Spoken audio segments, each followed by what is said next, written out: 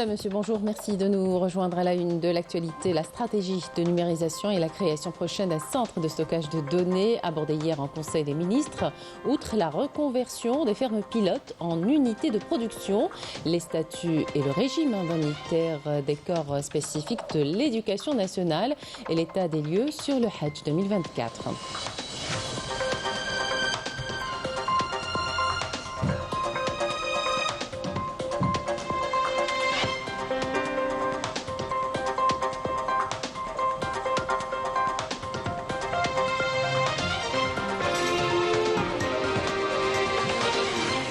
Sur invitation du général d'armée Moubarak Muganga, chef d'état-major de défense rwandais, le général d'armée Saïd Chingriha, chef d'état-major de l'armée nationale populaire, entame aujourd'hui une visite officielle en République du Rwanda.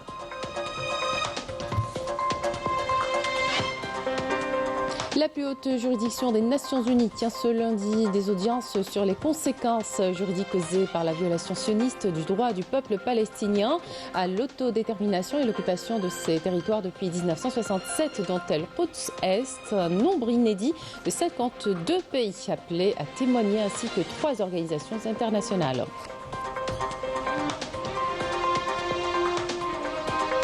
Dans l'actualité également, la situation à Gaza où les bombardements et les assauts restent maintenus au 136e jour de l'agression sioniste, au moment où l'aviation sioniste a lancé plusieurs raids visant différentes zones du Liban Sud, ravivant les craintes d'une extension du conflit actuel dans la bande de Gaza. On écoutera sur ce sujet Fadia El-Houssini, journaliste libanaise.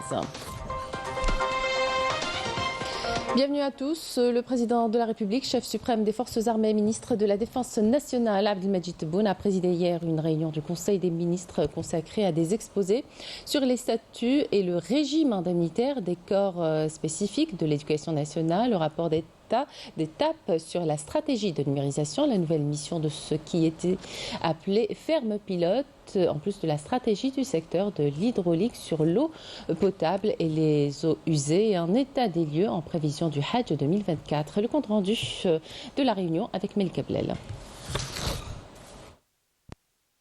Pour le premier dossier, celui de l'agriculture, le président de la République a ordonné la reconversion des fermes pilotes en unités de production relevant de l'État spécialisées en légumineuses, en graines oléagineuses et en arbres oléagineux. Le président de la République a souligné l'importance d'adopter de nouvelles mentalités comme condition sine qua non pour opérer une révolution dans le secteur agricole, de libérer les initiatives au profit des jeunes nouvellement diplômés et d'encourager les unités de production qui ont réussi à développer l'activité agricole et à généraliser leur modèle. Concernant l'exposé sur les statuts et le régime indemnitaire des corps spécifiques de l'éducation nationale, le président de la République a ordonné le report de l'exposé et l'approfondissement de l'étude afin d'en améliorer le contenu en tenant compte du fait que l'enseignant est un éducateur avant d'être un fonctionnaire. Il a également demandé de définir les priorités selon une vision moderne qui met la formation qualitative des générations futures au cœur des préoccupations. Pour ce qui est de l'état des lieux sur le Hajj pour l'année en cours, le président de la République a enjoint au ministre des Affaires religieuses de procéder à une préparation optimale du Hajj. À cette occasion, le président de la République a décidé que le transport des Hadjis résidant dans le sud et l'extrême sud du pays vers les aéroports de départ vers les lieux saints dans les différentes wilayas sera à la charge de l'État. Concernant la stratégie du secteur de l'hydraulique sur l'eau potable et les eaux usées, le président de la République a ordonné la prise de mesures exceptionnelles pour la wilaya de Bouira, consistant en l'entame des opérations de forage des puits et de prospection des eaux souterraines dans la région de Sbarbar et d'accélérer les opérations d'exploration de nouvelles sources d'eau souterraines dans la région de Gtrani à Béchar. Le président a également instruit le ministre du secteur à l'effet de procéder à un suivi minutieux de l'état d'avancement des stations de dessalement de l'eau de mer au niveau national, saluant le progrès accompli sur le plan national en matière de taux d'épuration des eaux usées.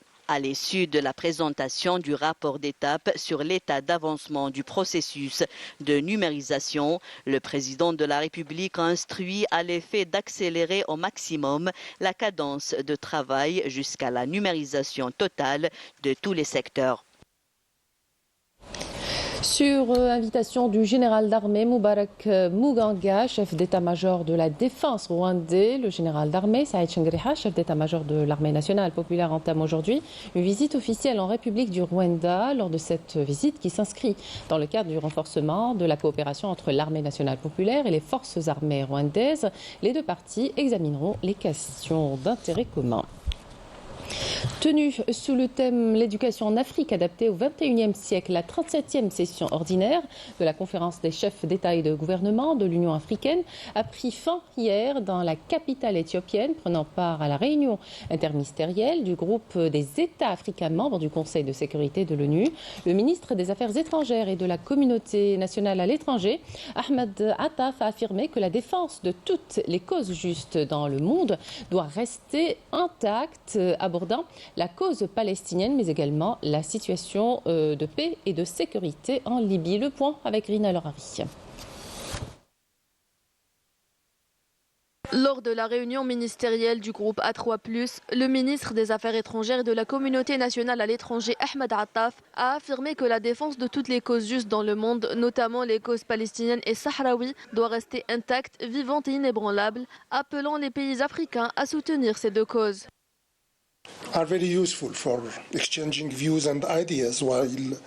Cette rencontre est une initiative très louable. Des occasions comme celle-ci sont très utiles pour échanger des points de vue et des idées, tout en faisant le point sur la coordination entre nos pays au sein du Conseil de sécurité de l'ONU. La défense de toutes les causes justes dans le monde, notamment les causes palestiniennes et sahraouies, doit rester intacte, vivante et inébranlable. Je crois que nos missions permanentes auprès de l'ONU méritent d'être soutenues pour cimenter davantage l'émergence de ce bloc politique. À une époque de divergences géopolitiques et de divisions croissantes au sein du Conseil, je pense que notre groupe est en mesure d'apporter de nouvelles perspectives dans le but de combler les divergences et de raviver l'engagement du Conseil à assumer ses responsabilités.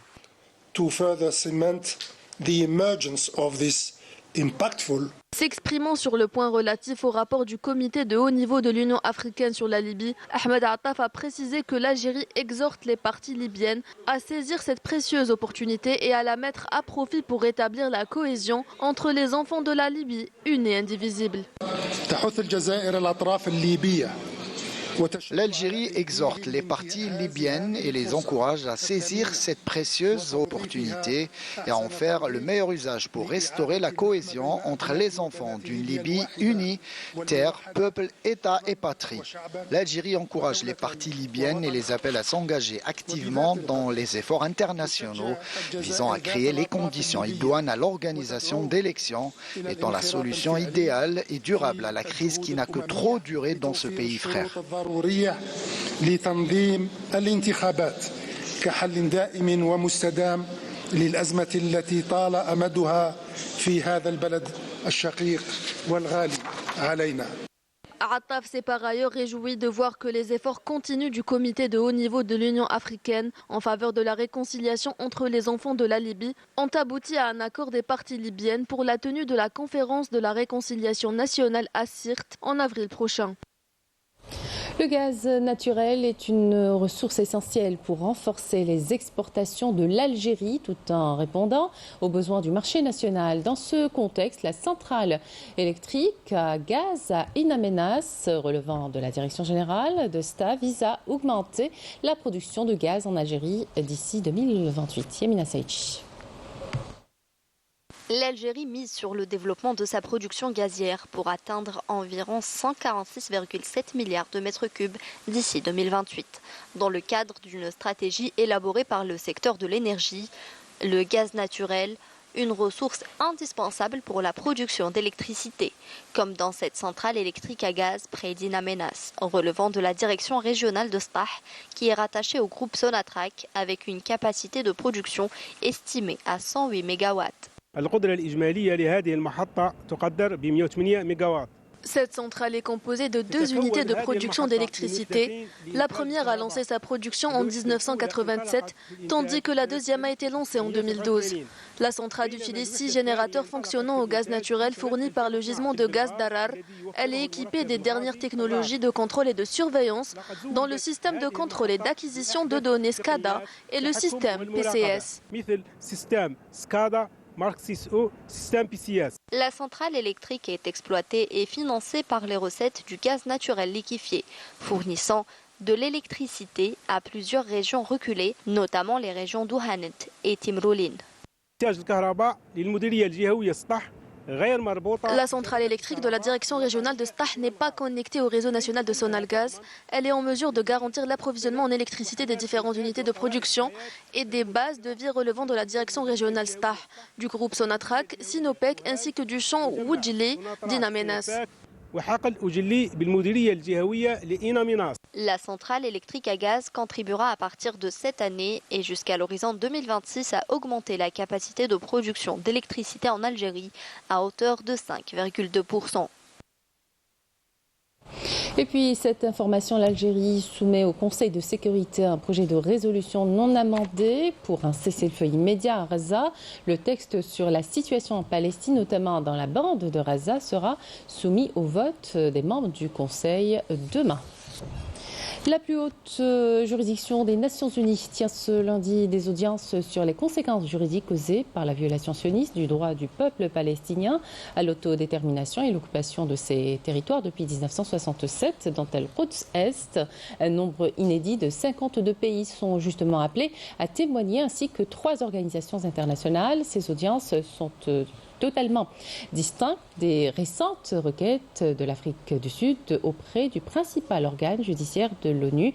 Pretoria avait saisi la CIJ en soutenant que les opérations de l'entité sioniste à Gaza s'apparentaient à une violation de la Convention pour la prévention et la répression du crime de génocide. Le 26 janvier, la Cour avait ordonné à l'entité sioniste de prévenir tout éventuel acte de génocide, mais n'avait pas appelé à un cessez-le-feu. Vendredi, elle a rejeté une seconde requête de l'Afrique du Sud qui lui demandait d'ordonner de nouvelles mesures après l'annonce par l'entité sioniste d'une prochaine offensive militaire sur Rafah où plus de la moitié des 2,4 millions d'habitants de Gaza se sont réfugiés.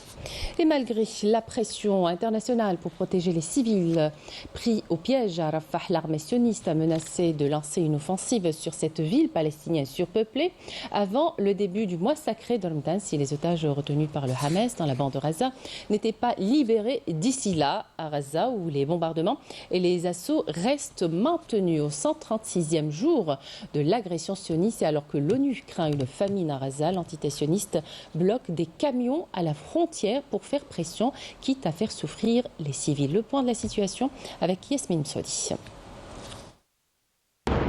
Nouvelle frappe meurtrière sur la bande de Gaza.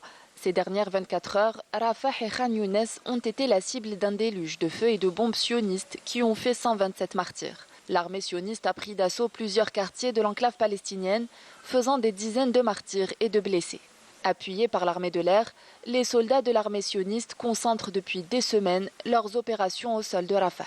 L'entité sioniste a averti que son armée lancerait une offensive contre la ville si les prisonniers détenus à Gaza n'étaient pas libérés d'ici le début du mois de Ramadan. De son côté, les États-Unis, principal allié de l'entité sioniste, ont menacé de bloquer un nouveau projet de résolution au Conseil de sécurité de l'ONU, exigeant un cessez-le-feu humanitaire immédiat. En dépit des pressions internationales visant à protéger les 1,4 million de Palestiniens déplacés dans le sud de l'enclave. En Cisjordanie occupée, 3 Palestiniens sont tombés en martyrs au cours d'un raid sioniste. Le chef de la diplomatie européenne, Joseph Borrell, a estimé que les violences en Cisjordanie, dont la multiplication des attaques de colons sionistes contre des Palestiniens, étaient le réel obstacle à une solution à 2 États. Selon le ministère de la Santé palestinien, à Tulkaram, 2 hommes sont tombés en martyrs par balle à la suite d'un raid effectué par les forces sionistes dans le camp de déplacés, l'un des plus grands de la région, et au moins 5 autres personnes ont été blessées dans cette opération. Depuis le 7 octobre dernier, l'armée sioniste a intensifié ses opérations qu'elle mène quasi quotidiennement en Cisjordanie occupée où 398 Palestiniens sont tombés en martyrs.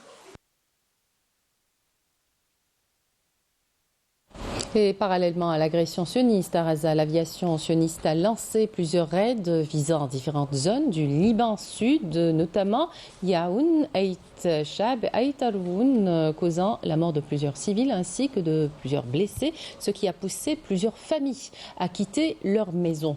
Je vous invite à écouter Fadia Al-Houssini, journaliste libanaise, directrice du bureau de l'agence de presse YouNews au Maghreb arabe et en Afrique du Nord. Écoutez. في يوم 8 أكتوبر ما بعد بيوم من العملية. Depuis le 8 octobre, c'est-à-dire au lendemain de l'opération menée par le mouvement de résistance Hamas, la résistance libanaise, à travers le Hezbollah, soutient la résistance palestinienne afin de faire face à l'ennemi et d'alléger son fardeau en ouvrant le front nord. C'est ainsi que le Hezbollah a mené des attaques sur Tellet al-Alam et Kiryat Shmouna, occasionnant des pertes à l'armée d'occupation sioniste. D'ailleurs, dans son dernier discours à l'occasion de la journée des martyrs, le 11 février de chaque année, le secrétaire général du Hezbollah a prévenu l'entité sioniste et l'a menacé de mener d'autres attaques sur Rashash, Eilat, si les agressions sur les civils désarmés ne cessaient pas sur le sud du Liban. Cependant, et en dépit de l'escalade, je ne pense pas que l'occupant sioniste mènera une guerre ouverte contre le Liban. Ce sera difficile d'ouvrir plusieurs fronts alors qu'intérieurement, il est affaibli par les manifestations des familles des prisonniers israéliens. D'ailleurs, le Hezbollah a prévenu que la riposte sera sanglante et les attaques massives. Des attaques qui aideront la Palestine à triompher de l'ennemi et à être libérée, notamment grâce au soutien des Yéménites et même des Irakiens. Le soutien indéfectible de l'Algérie est certes différent, mais tout aussi important à la cause palestinienne. Retour sur la célébration de la journée du Shahid le 18 février de chaque année. La communauté algérienne établie en Italie a répondu présente et a confirmé ainsi son fort attachement à la mère patrie avec la levée de l'emblème national en signe de préservation du serment des Chouhada.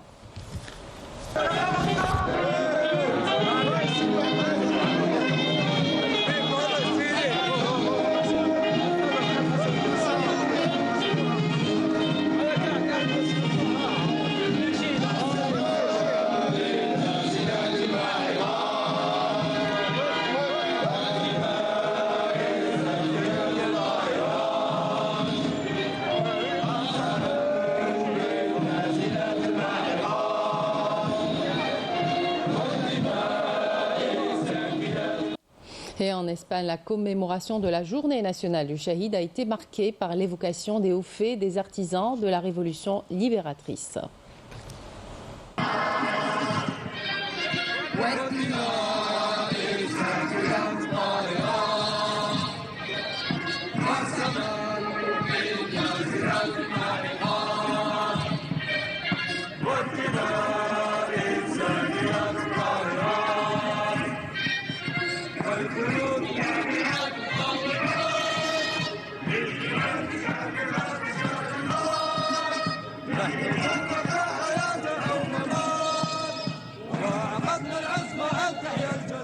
Même ambiance au Canada où la célébration de la journée du Shahid se voulait une occasion pour évoquer les étapes importantes de la guerre de libération nationale et les sacrifices de nos martyrs.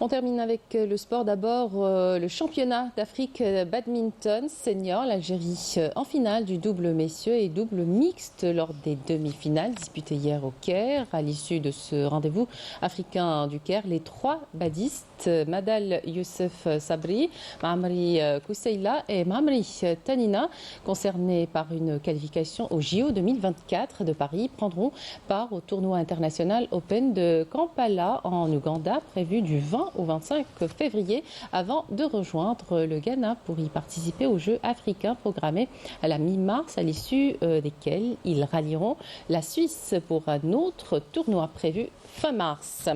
Et puis judo, la sélection algérienne senior dames et de judo s'est contentée de la 2e place au classement final du tournoi international Open africain d'Alger, clôturé hier à la coupole du complexe olympique Mohamed Boudiaf avec un total de 36 médailles, 5 en or, 8 en argent et 19 en bronze, derrière la Tunisie avec 21 médailles en or, 11 en or, 3 en argent et 7 en bronze.